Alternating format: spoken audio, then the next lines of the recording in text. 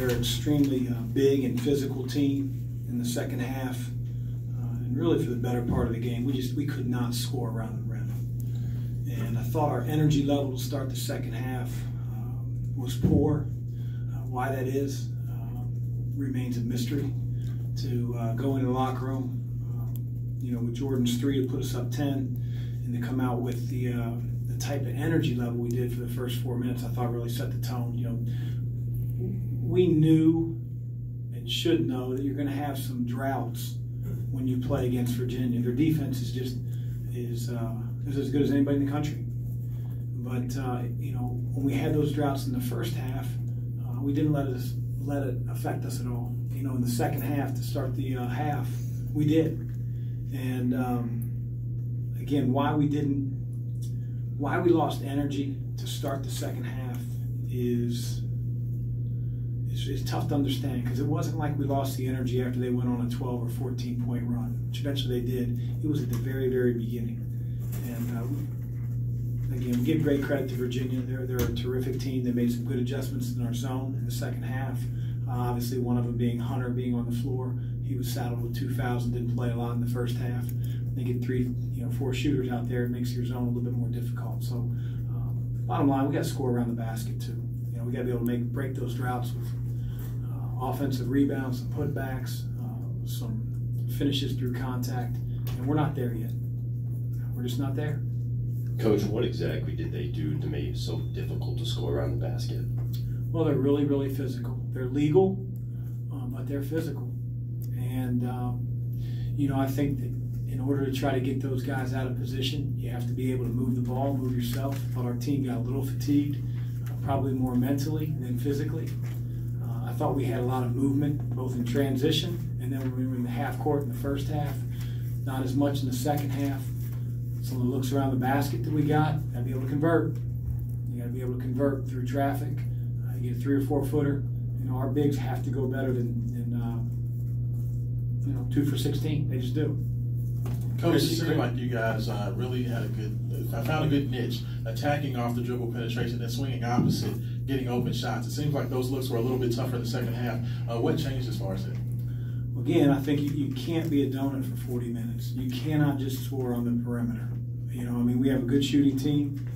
If those looks are generated by drive kicks, then we want to take those. But they didn't fall like they were in the first half.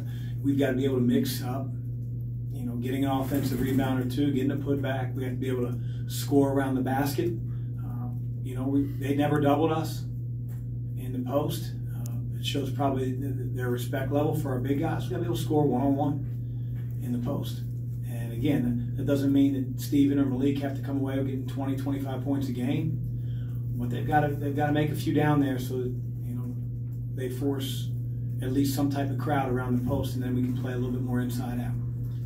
Chris, it seemed like when you guys got the ball in the post, your guys took a long time before they made a move. Are you okay with that if it's a one-on-one situation, or would you like them to be a little bit more decisive? I mean, if you're one-on-one, a lot of times people talk about, being patient in the post. So, you watch an NBA game, guy catches the back of the basket, he wants to make sure his teammates are spaced in the proper way. Our guys were very well schooled that Virginia could post trap, and we've got to be able to catch the ball, know where our teammates are, make sure there's no double coming before we get ourselves in trouble by just a quick spin move or a quick dribble, and all of a sudden you're getting the ball turned over. So I don't think being patient in the post is an issue. I think our ability to score in traffic is. Coach, those 33 attempted threes that you all had tonight, were you okay with that number of threes that you all attempted? Well, I think our team started to feel like we couldn't score at the basket. And, for the better part of the game, I thought a lot of those threes were good ones. But, when we are driving the ball in the lane, getting our shots blocked, not being able to convert, missing through contact, again, I think that's what they do to a lot of teams. They wear on you. But, I don't know if I would have settled on a number. Again, if they'd double our post guys, we kick it out, you got to be able to make open shots and try to get offensive rebounds from there. Chris, in the first half when they didn't make a 3 and you guys made 10 of them, did you feel like you should be up more than 10, or did you like where you were at halftime? I mean, have a 10-point lead against one of the nation's best teams. We just knew that what was coming. We knew DeAndre Hunter was going to be on the floor. We knew we were going to try to mix up man and zone, and I thought we were in a good position. As I said in my opening statement, our first 3 or 4 minutes, our energy level was really confounding, just really hard to understand, like why it wouldn't be there.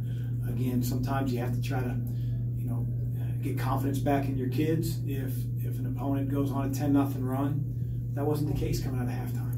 And so I thought Virginia really became the tone setter to start the second half. Chris, did you think that there was a spillover effect from the technical foul, but the charging call on Jordan and what happened thereafter? It's a big call. Hindsight's 20/20. Leading up to that, we were having a tough time scoring, so it was nice that we got a bucket on a interior play where there was contact. Officials saw it one way. Obviously, we see another, but they're the ones wearing stripes, and so you got me for it. I don't know if that was what spiraled us. Again, I talk a lot, coming out of halftime, our energy level. The entire second half was a struggle for us to score. The entire second half. Coach, if you could, just talk about the fact you hold Guy and Jerome to 4 made baskets between the two. Just talk about your defensive game plan on trying to shut down the perimeter. Well, they do such a great job of cutting without the basketball. And we really wanted to be locked in on those guys when we were in man. When we were in zone, we wanted to be very cognizant of where they were on the floor.